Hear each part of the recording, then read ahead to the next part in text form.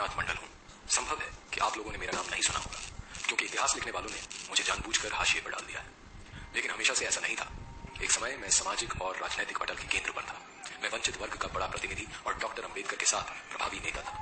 आपको आश्चर्य हो सकता है कि मैं बंटवारे के बाद पाकिस्तान का पहला कानून मंत्री बना था। लेकिन 1950 में मैं अपना इस्तीफा देकर भारत लौट आया और 1968 में गुमनामी में मर गया। मैं अपनी कहानी इसलिए नहीं सुना रहा हूँ कि लोग मुझे याद करें। मैं ये बिल्कुल भी नहीं चाहता। सच तो ये है कि मैं अपने जीवन को भुला देना चाहता हूँ। मैं ये कहानी इसलिए सुना रहा हूँ क्योंकि इतिहास अपने को दोहराने की फिराक में है। एक ऐसा भयावह और काला इतिहास जिसने भारत को नोच खाया। मैं उस इतिहास का एक महत्वपूर्ण हिस्सा हूँ। मैं इस कहानी की शुरुआत 1940 से करता हूँ, जब मुस्लिम लीग ने भारत को तोड़कर मुसलमानों के लिए पाकिस्तान की रेजोल्यूशन पास की। उस समय मुसलमानों के एक बड़े वर्ग को छोड़कर किसी ने इसे गंभीरता से नहीं लिया। लेकिन 2-3 साल में ही स्थिति बदल गई और पाकिस्तान की बात हर जगह होने लगी। पाकिस्तान बनाने के लिए जरूरी सारे मोहरे आजमाए जा रहे थे। उसी समय हिंदू शेड्यूल कास्ट राजनीति भी उफान पर थी। 1942 में डॉक्टर अंबेडकर ने शेड्यूल्ड कास्ट फेडरेशन बनाई। मैं फेडरेशन के सबसे प्रभावी नेताओं में से था। जहां डॉक्टर अंबेडकर हिंदुओं और मुसलमानों को अलग अलग जीवन धाराएं मानते थे और कहते थे कि इस्लाम की नजर से एक सच्चा मुसलमान कभी भी भारत को अपनी मातृभूमि और किसी हिंदू को अपना भाई बंधु नहीं मान सकता, मेरा दृष्टिकोण कुछ अलग था। मैं समाज को केवल राजनीतिक और आर्थिक आधार पर देखता था। मैं मानता था कि क्योंकि अधिकतर शेड्यूल कास्ट हिंदू जातियां और मुसलमान आर्थिक और शैक्षिक दृष्टि से पिछड़े हुए हैं, तो ये दोनों एक समान है।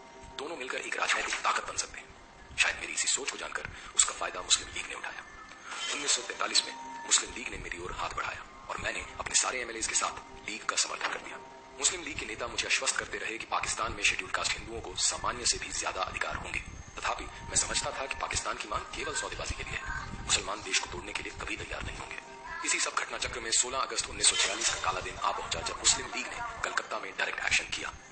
हिंदुओं का भयानक नरसंहार हुआ।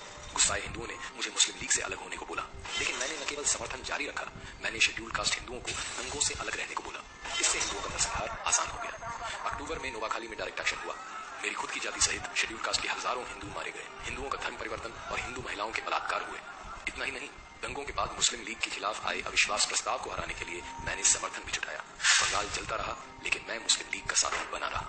14 अगस्त 1947 का दिन भी आ ही पहुंचा, जब मेरी राजनीतिक समझ के विपरीत मुस्लिम लीग पाकिस्तान बनाने में सफल हो ही गई। भीषण हत्याकांड हुआ। देश भर के हिंदुओं ने मुझे बुरा भला कहा, लेकिन मैं लीग और पाकिस्तान के साथ बना रहा। मुझे पाकिस्तान के कानून मंत्री का पद भी मिला। मैंने शेड्यूल कास्ट हिंदुओं से पाकिस्तान में आस्था रखने की अपील की, जिसे मुझ पर विश्वास करके लोगों ने माना भी। लेकिन इसके बाद इस्लामिक पाकिस्तान का असली चेहरा सामने आया। सारे वादे ठुकरा दिए गए। हिंदुओं का नरसंहार शुरू हो गया। हिंदू महिलाओं के बलात्कार, घर जायदाद लूटना, जबरन मुसलमान बनाना आम बात हो गई। मैं हिंदुओं पर हो रहे अत्याचारों की बात उठाने लगा तो मुस्लिम नेता और उलेमा मुझे अपने रास्ते का कांटा समझने लगे।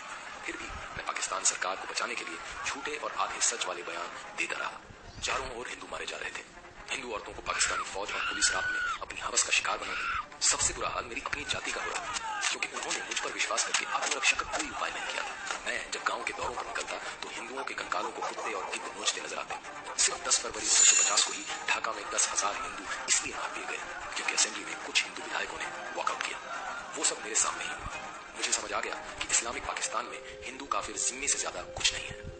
काश मुझे ये बात तब समझ आ जाती जब डॉक्टर अंबेडकर ने एकदम खुलकर और साफ शब्दों में कही थी। लेकिन तब मुझे समाज का सांस्कृतिक पहलू नजर नहीं आता था। समाज को केवल राजनीतिक और आर्थिक चश्मे से देखने की आदत थी। बहरहाल अपना सब कुछ लुटाकर 8 अक्टूबर 1950 को मैं पाकिस्तान में अपना इस्तीफा देकर अपने देश भारत लौट आया। लेकिन छोड़ आया उन हिंदुओं को मरने और बदतर जीवन जीने के लिए जो मेरे मिथ्या स्वप्न की भेंट चढ़ गए।